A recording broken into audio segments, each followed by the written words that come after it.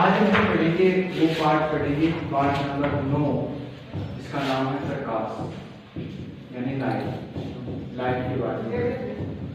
ठीक है, देखिए इस पार्ट में हम पहले प्रकाश के बारे में अध्ययन करेंगे, फिर हम प्रकाश से जो घटनाएं प्रेक्षित होती है, परावर्तन अपवर्तन, उनके बारे में अध्ययन करेंगे। फिर परावर्तन अपवर्तन के बाद में हम इसके जो यूज है, जो उपयोग है, उपयोग के बारे में अध्ययन करेंगे। ठीक है, तो हम सबसे पहले प्रकाश के बारे में पढ़ते हैं।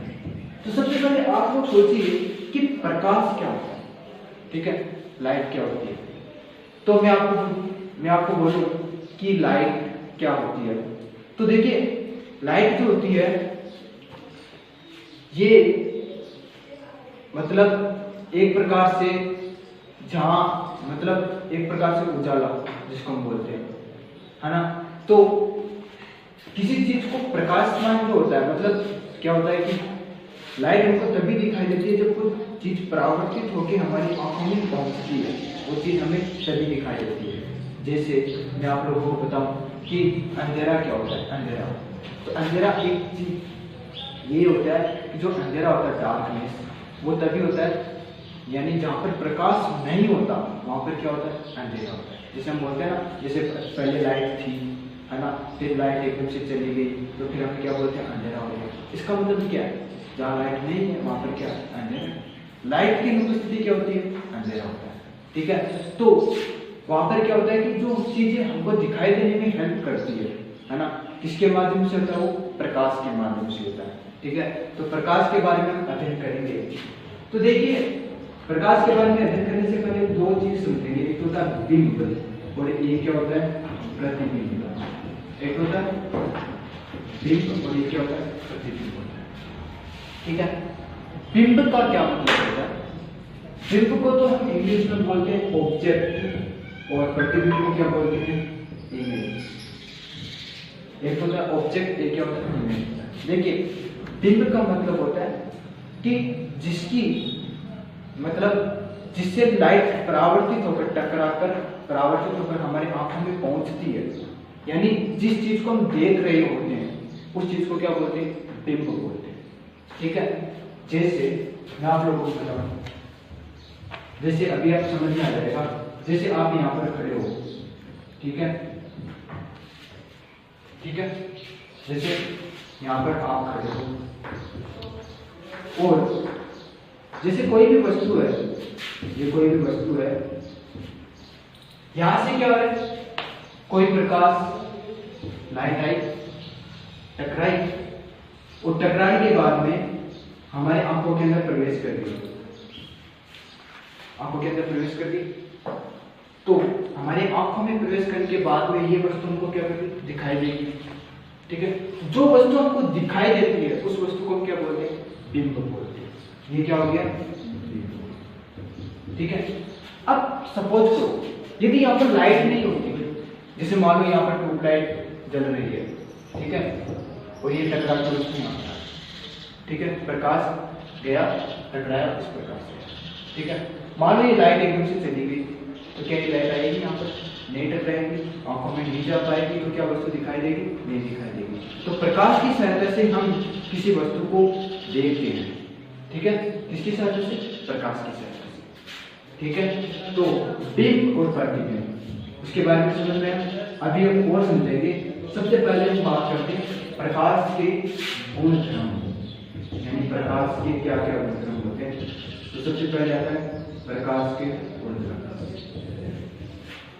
तो देखिए प्रकाश जो होता है वो सरल रेखा में गति करता है, हमेशा सरल रेखा में, कभी भी प्रकाश ऐसे नहीं करता। प्रकाश कैसे चलता है, सीधी लाइन में, सरल रेखा में गति करता है। ठीक है, जैसे आप एक एक्सपेरिमेंट कर सकते हैं। जैसे आपने क्या किया, एक मोमबत्ती है, उस मोमबत्ती को आपने जलाया, ठीक है, फिर आपने क्या किया, यहाँ पर जो गत्ता होता है, गत्ता, उस गत्ते को यहाँ पर रख दिया, बहुत सारे गत्ते यहाँ पर रख दिए। मुझे बताओ यहां से आप लोग देख रहे हो प्रकाश, क्या आपको दिखाई देगा, नहीं दिखाई देगा। बीच में कौन आ रहा है, गत्ता आ रहा है, यहाँ पर भी गत्ता आ रहा है, अब आपने क्या किया, यहाँ से एक छिद्र कर दिया, यहाँ पर भी छिद्र कर दिया, यहाँ पर भी छिद्र कर दिया, और ये जो छिद्र किया, ये छिद्र इसकी लाइट की सिद्ध में किया, मतलब इसकी सिद्ध में किया, ठीक है।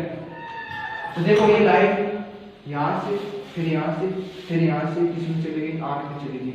इसका मतलब प्रकाश कैसी दिशा में गति करता है, सीधी दिशा में। तो ये कौन सी दिशा होगी, स्ट्रेट डायरेक्शन होगी, यानी सीधी रेखा में गति करता है। तो प्रकाश का गुणधर्म, पहला गुणधर्म क्या होता है कि प्रकाश सीधी रेखा में गति करता है, ठीक है। ये समझ में आ गया। अब देखिए, जैसे पहला गुणधर्म आपने लिखा कि प्रकाश सीधी रेखा में गमन करता है, सीधी रेखा में गमन करता है, यानी प्रकाश सदैव सीधी रेखा में गमन करता है, ठीक है। जैसे आप लोग ऐसा भी समझ सकते हैं कि जैसे मान लो कांच है, ये कांच, यहाँ पर कोई लाइट गिरी, कैसी रेखा है, सीधी रेखा है, टकराने के बाद में कैसी जाएगी, अब सीधी तो जाएगी, तो कैसी रेखा में गति करता है, सीधी रेखा में गति करता है। तो प्रकाश हमेशा सीधी रेखा में गति करता है, समझ गए। तो प्रकाश के गुणधर्म समझ गए। फिर हमने बिंब और प्रतिबिंब के बारे में पढ़ेंगे। बिंब के बारे में क्या पढ़ा कि जिसको हम देख रहे हैं वो क्या होता है, बिंब होता है ना। जिसका प्रतिबिंब बनता है उसको क्या बोलते हैं, बिंब बोलते हैं। यानी बिंब की सीधी परिभाषा ये होती है, बिंब यानी ऑब्जेक्ट,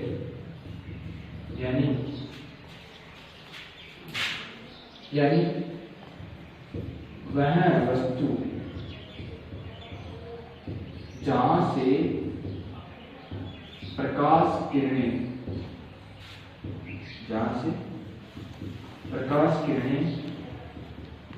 उत्सर्जित होती है। जैसे मैं आपको बताऊं, जैसे कांच है, ठीक है, ये दर्पण है, आप यहां पर खड़े हो, ये क्या हो गया, बिंब। क्यों बोलते हैं उसको बिंब? देखिए, एक तो बिंब, यहां पर क्या बनेगा, आपका प्रतिबिंब बनेगा। कांच में देख रहे हो तो आपका क्या बनेगा, प्रतिबिंब बनेगा। तो देखिए, यहां से प्रकाश किरणें आती है और टकराती है, तो यहां से आई, टकराई और इधर की तरफ चली गई, ये देखिए, ठीक है, इधर की तरफ चली गई, यहां से आई, टकराई, इधर की तरफ चली गई, ठीक है। यहां पर आप लोग देखेंगे तो आपका यहाँ पर क्या बनेगा, प्रतिबिंब बनेगा। तो एक होता है बिंब, एक क्या होता है, प्रतिबिंब। बिंब का मतलब होता है कि देखिए ये कौन सी घटना होती है, परावर्तन हो रहा है, जिसको हम आगे पढ़ेंगे। परावर्तन से पहले जो प्रकाश किरणें आती है, जिस स्रोत से आती है, उस स्रोत को हमने क्या बोल दिया, बिंब बोल दिया। और परावर्तन के बाद में या कोई भी प्रकाश की घटना होती है, उसके बाद में यदि प्रकाश किरणें वापस जाती है, उसको क्या बोल दिया, प्रतिबिंब बोल दिया, ठीक है, ठीक है। तो बिंब और प्रतिबिंब समझ में आ गया। बिंब का मतलब ये होता है कि वह वस्तु जहां से प्रकाश किरणें उत्सर्जित होती है, परावर्तन या अपवर्तन से पहले, उसको क्या बोल दिया, बिंब बोल दिया। यानी प्रकाशित घटना से पहले, वहां पर क्या हो गया, बिंब बोल रहे हैं। प्रतिबिंब का मतलब ये हो गया, यानी प्रतिबिंब, यानी ये आपकी क्या बन गई, इमेज बन गई। इमेज का मतलब होता है कि वह वस्तु, प्रकाशित घटना के बाद, प्रकाशित घटना होने के बाद, ठीक है, प्रकाशित घटना के बाद, यानी या तो परावर्तन या अपवर्तन,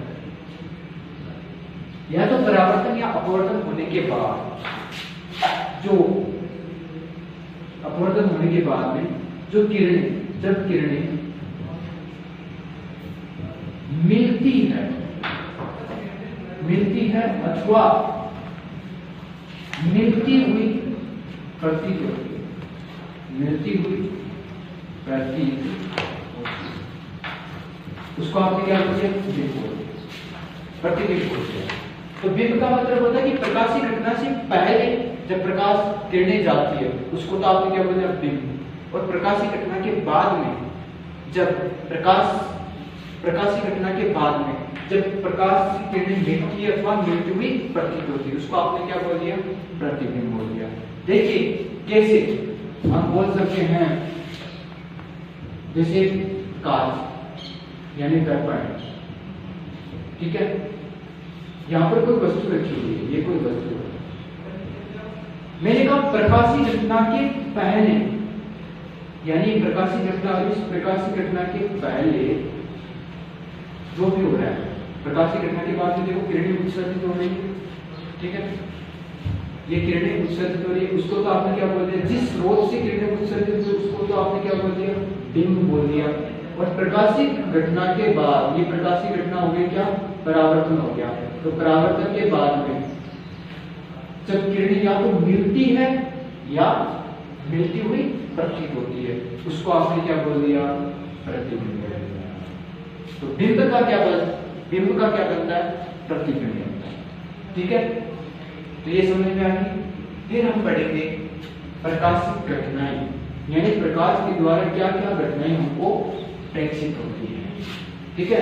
तो देखिए सबसे पहला हम पढ़ेंगे परावर्तन यानी रिफ्लेक्शन। परावर्तन या रिफ्लेक्शन।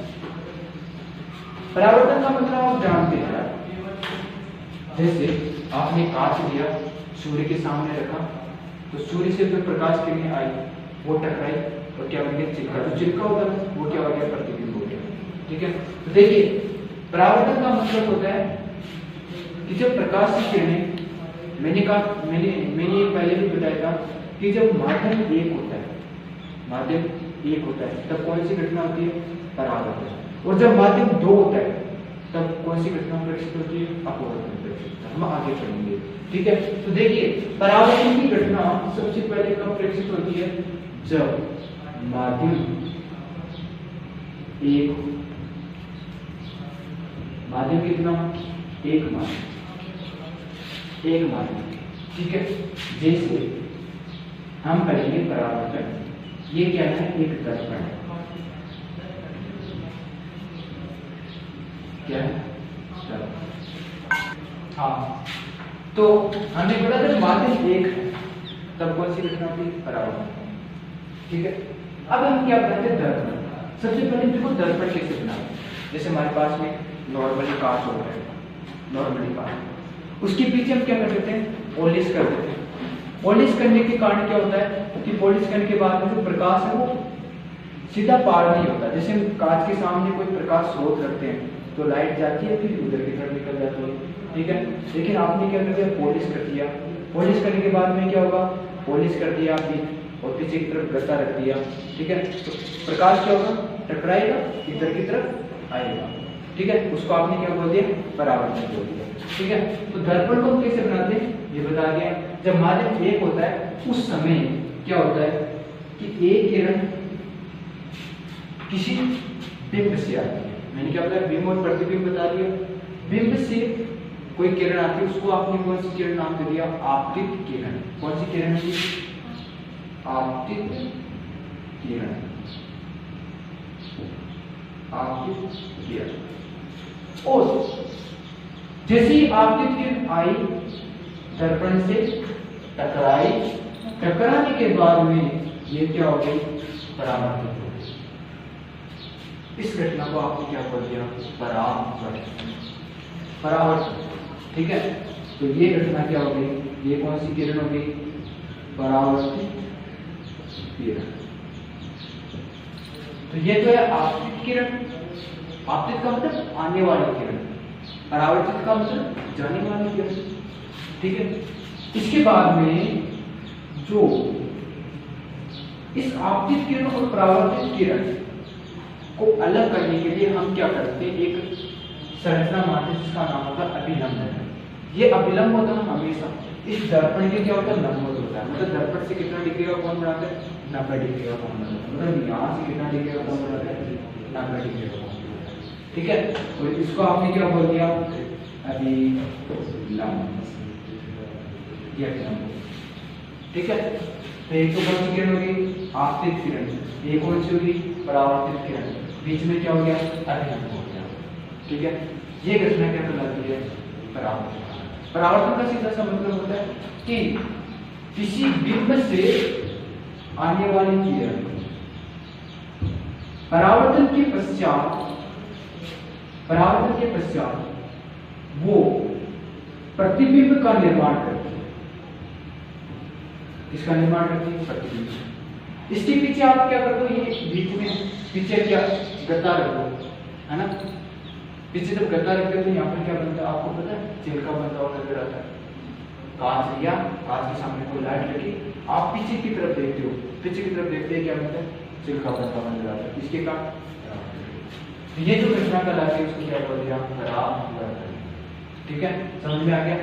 अब देखिए ये आपतित किरण और अभिलंब के बीच का जो कोण होता है उसको आपने क्या बोल दिया आपतन कोण, और अभिलंब और परावर्तित किरण के बीच का कोण उसको क्या बोल दिया परावर्तन कोण, ठीक है। तो सबसे पहले हम परिभाषा लिखते हैं आपतन कोण की परिभाषा, इसकी परिभाषा लिखते हैं आपतन कोण। आपतन कोण यानी आई बराबर क्या होता है, यानी आपतित किरण एवं परावर्तित किरण, आपतित किरण एवं परावर्तित किरण के आपतित किरण एवं अभिलंब की, आपतित किरण एवं अभिलंब के मध्य जो कोण होता है उस कोण को आपने कौन सा कोण बोल दिया आपतन कोण। आपतित किरण और अभिलंब के मध्य का कोण आपतन कोण कहलाता है। जी हाँ, इसको किससे डिफाइन करते हैं आई से, ठीक है। फिर परावर्तन कोण, कौन सा कोण परावर्तन कोण, इसको आपने क्या बोल दिया आर। इसका मतलब होता है कि अभिलंब एवं परावर्तित किरण के, अभिलंब एवं परावर्तित किरण के बीच का कोण, कौन सा कोण कहलाता है परावर्तन कोण। समझिए आपतित किरण और अभिलंब के बीच का कोण क्या कहलाता है आपतित कोण, और परावर्तित किरण और अभिलंब के बीच का कोण क्या कहलाता है परावर्तन कोण। सिंपल बात है, ठीक है। अब देखिए आपतित कोण परावर्तन कोण समझ में आ गया। अब हम बात करते हैं परावर्तन के नियम। परावर्तन के कितने नियम होते हैं, परावर्तन के कितने नियम होते हैं, दो नियम होते हैं, ठीक है। किससे दो नियम होते हैं, पहला जो नियम है यानी इसको हम बोलते हैं परावर्तन के नियम। परावर्तन के नियम में सबसे पहले मैं यहाँ पर डायग्राम बना देता हूँ। डायग्राम ये है, ये आपके पास में क्या है दर्पण है, माध्यम एक ही है, ठीक है हवा। ये आपने यहाँ पर बोल दिया किरण गई टकराई प्रकाश चली गई। ये कौन सी किरण हो गई आपतित किरण, और ये कौन सी किरण हो गई परावर्तित किरण। ये तो आपतित किरण हो गई, ये आपतित किरण, ये कौन सी किरण हो गई परावर्तित किरण हो गई, और बीच में क्या हो गया अभिलंब हो गया। बीच में क्या हो गया अभिलंब। तो देखिए आपतित किरण और परावर्तित किरण, एक आपतित एक परावर्तित, और बीच में क्या हो गया अभिलंब हो गया, ये परावर्तित, ठीक है। अब देखते हैं आपतित किरण और अभिलंब के बीच का कोण कौन सा हो गया आपतन कोण, और अभिलंब और परावर्तित किरण के बीच का कोण कौन सा हो गया परावर्तन कोण हो गया। सिंपल सी बात है। अब देखते हैं पहला नियम। देखिए पहला नियम होता है कि आपतित किरण और अभिलंब का जो बीच का कोण है आपतन कोण है, वो परावर्तित किरण और अभिलंब के बीच का कोण है परावर्तन कोण क्या होता है बराबर होता है। कोण आई बराबर कोण क्या होता है आर, कोण I बराबर कोण R होता है। मतलब आपतन कोण का मान परावर्तन कोण के क्या होता है, बराबर होता है। ठीक है, क्या होता है, बराबर होता है। यानी आपतन कोण बराबर बराबर, यानी जैसे मान लो कि कोई लाइट है ऐसी आई, तो यहाँ से जितना डिग्री का एंगल बना रही है, जैसे मान लो 30 डिग्री का कोण बना रही है, ठीक है, यहाँ से 30 डिग्री का कोण बना रही है, तो बाद में वो जाएगी तो अभिलंब से कितना डिग्री का कोण बनाएगी, 30 डिग्री का कोण बनाएगी। मतलब यहाँ पर 30 डिग्री पर आई है किरण, तो यहाँ से कितने डिग्री पर जाएगी, 30 पर जाएगी, 60 पर आएगी तो कितने पर जाएगी, 60 पर चली जाएगी। ठीक है, इस प्रकार से ये होता है। तो आपतन कोण का मान किसके बराबर होता है, परावर्तन कोण के मान के बराबर होता है। ठीक है, फिर एक चीज और होती है, आपतित किरण, यानी आपतित किरण अभिलंब और आपतित किरण, अभिलंब और परावर्तित किरण तीनों एक ही तल में होते हैं, तीनों एक ही तल में होते हैं। तीनों एक ही तल में होने का क्या मतलब है, देखिए पहले तल समझिए, तल क्या होता है। तल का मतलब होता है, जैसे आप जानते हैं ये एक अक्ष, यानी ये आपके पास में अक्ष निर्देशांक होता है, ये आपके पास में क्या होता है, वाई निर्देशांक होता है। ये अक्ष निर्देशांक होता है, ये क्या होता है, वाई निर्देशांक होता है। तो देखिए ये जो तल हो गया ये पूरा, इसको बोलते हैं अक्ष वाई तल को। जैसे अक्ष वाई निर्देशांक हो गया, तो तल कौन सा हो गया, ये वाला तल हो गया। क्या हो गया, ये वाला पूरा तल हो गया। ठीक है, तो देखिए मुझे अब आप बताइए, ये वाली कौन सी है, अक्ष अक्ष, और ये ऊपर वाली कौन सी है, वाई है। अक्ष और वाई, ये क्या हो गया, तल हो गया। जैसे बोर्ड है, ये क्या है, एक तल है। तो हम क्या बोलते हैं, आपतित किरण, अभिलंब और परावर्तित किरण तीनों एक ही तल में होती है। एक ही तल का मतलब ये होता है कि जैसे ये दर्पण यहाँ पर रखा हुआ है, जैसे मान लो ये बोर्ड है, ये दर्पण है। ठीक है, अब देखिए कि जब कोई लाइट ऐसी आती है, उसको आपने क्या बोल दिया, आपतित किरण, जाती है उसको क्या बोल दिया, परावर्तित किरण, और ये बीच में जो कोण है उसको आपने क्या बोल दिया, अभिलंब। देखो ये लिखा हुआ क्या होता है, अभिलंब होता है। आपतित किरण, परावर्तित किरण। मुझे बताओ तल कौन सा हो गया, ये वाला तल हो गया। अभिलंब भी इस दिशा में है, आपतित किरण भी इस दिशा में है, और परावर्तित किरण भी इस दिशा में। तीनों कौन से तल में होंगे, एक ही तल में होंगे। तो बोलते हैं आपतित किरण, परावर्तित किरण और अभिलंब तीनों एक ही तल में होंगे। या फिर इसको बोर्ड पर कैसे समझिए, तो बोर्ड पर समझने के लिए हम लोग क्या करते हैं, तो जैसे आप ये कांच है, इस कांच को आपने यहाँ पर ऐसे रख दिया, इस कांच को आपने ऐसे रख दिया। ठीक है, तो ये एक किरण आई, इस किरण को आपने क्या बोल दिया, आपतित किरण। ये गई, उसको आपने क्या बोल दिया, परावर्तित किरण। और ये नीचे क्या हो गया, अभिलंब हो गया। देखो बोर्ड के तल में स्थित है कि नहीं, तीनों बोर्ड के तल में स्थित है, इसलिए उसको क्या बोल दिया, आपतित किरण, परावर्तित किरण और अभिलंब तीनों एक ही है। ठीक है, तो ये वाला है सिंपल सिंपल, तो ये परावर्तन है। ठीक है, तो ये परावर्तन की घटना, पहली घटना होती है प्रकाशीय घटना है परावर्तन। ठीक है, परावर्तन के बारे में सीखा। कल हम जो सीखेंगे वो सीखेंगे गोलीय दर्पणों के बारे में, कि हम दर्पण का निर्माण कैसे करते हैं। एक तो अवतल दर्पण, एक उत्तल दर्पण का निर्माण कैसे करते हैं, उसके बारे में सीखेंगे।